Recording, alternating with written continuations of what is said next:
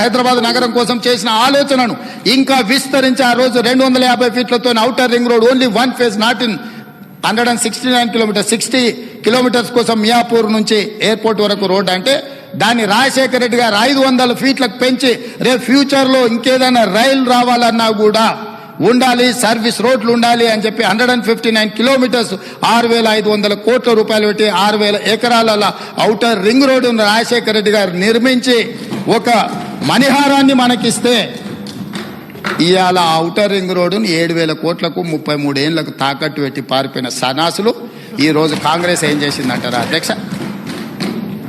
మేం చేసిందల్లా అమ్ముకొని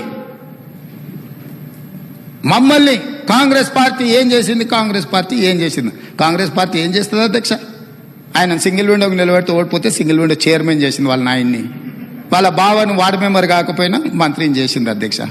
కాంగ్రెస్ పార్టీ సోనియా గాంధీ గారు తెలంగాణ ఇచ్చుడుతో మీరు ముఖ్యమంత్రి మంత్రులైన మాకేం అభ్యంతరం లేదు అధ్యక్ష. ప్రజలు మీకు తీర్పిచ్చారు.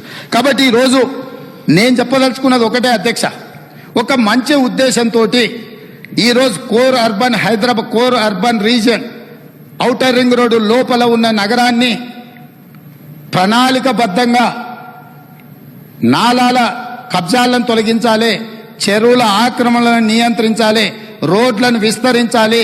అదేవిధంగా వర్షాలు వచ్చినప్పుడు రోడ్ల మీద నీళ్లు నిలబడితే ఇంతకుముందు హైదరాబాద్లో గ్రౌండ్ వాటర్ పెంచడానికి వాటర్ హార్వెస్టింగ్ పిట్ అని చెప్పి ఇళ్లలో ఇంటి మీద పడ్డ నీళ్లను పైప్ లైన్ ద్వారా కిందకు వచ్చి ఒక వాటర్ హార్వెస్టింగ్ పిట్ కట్టుకోవాలని అప్పట్లో ప్రభుత్వాలు చెప్పినాయి అధ్యక్ష. దాంతో చాలా మంది ఇళ్లలో కానీ అపార్ట్మెంట్లలో కానీ వాటర్ హార్వెస్టింగ్ పిట్ కట్టుకునే ప్రయత్నం చేసింది అధ్యక్ష. ఈ రోజు నేను వస్తానే ఆలోచన చేసి ఈ అకాల వర్షాలు కానీ అత్యధిక వర్షాలు పడ్డప్పుడు హైదరాబాద్ రోడ్ల మీద నీళ్లు నిలబడ్డప్పుడు ఫర్ ఎగ్జాంపుల్ ఒక 2 ఏరియాలు మీకు చెప్తాను అధ్యక్ష. ఈనాడు ఆఫీస్ పక్కన ఆర్టీఐ ఆఫీస్ ఎదురుగా కేపీసీ గెస్ట్ హౌస్ ఉంటుంది. ఆ పైన తాజ్ కృష్ణా నుంచి వర్షం పడితే నీళ్ళు వస్తే ఒక్కసారిగా అక్కడ నీళ్లు నిలిచిపోతే ట్రాఫిక్ అంతా అయిపోతుంది అధ్యక్ష. అందుకే నేనేం చెప్పిన మా అధికారులకంటే ఆ నీళ్లు నిలవకుండా మీరు అక్కడ ఒక పెద్ద వాటర్ హార్వెస్టింగ్ పిట్ కాదు వెల్ డిజైన్ చేయండి. ఒక 10 లాక్ అక్కడ ఒక నీళ్లు మొత్తం కలెక్ట్ చేయడానికి పెద్ద వెల్ డిజైన్ చేసి అక్కడ నుంచి అండర్ గ్రౌండ్ పైప్ లైన్ తీసుకెళ్లి ఆర్టీఐ ఆఫీస్లో 10 లక్షల లీటర్ల వాటర్ హార్వెస్టింగ్ వెల్ ను డిజైన్ చేయండి. అందులో ఈ నీళ్లను వచ్చినట్టుగా అందులోకి పంపించి అందులో నింపి అక్కడ నుంచి నాలాకి పంపింగ్ చేయడానికి మోటార్లు పెట్టండి అని ఆదేశాలు ఇచ్చినాం అధ్యక్ష. అంతెందుకు రాజ్భవన్ గవర్నర్ ఉండే దగ్గర రోడ్డు మీద ఎప్పుడు చూసినా మక్తాకు యూతల్కి రైల్వే ట్రాక్ మొత్తం నీళ్లు నిండి ఉంటాయి అధ్యక్ష.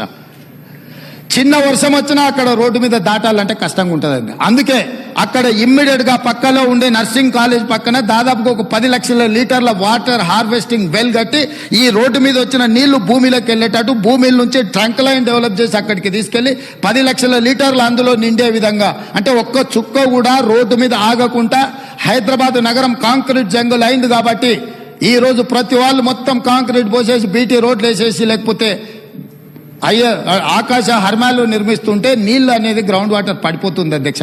అందుకే ఎక్కడికక్కడ వాటర్ హార్వెస్టింగ్ వెల్ ని డిజైన్ చేయమనేది చెప్పినాం అధ్యక్ష. అదేవిధంగా ఎక్కడైనా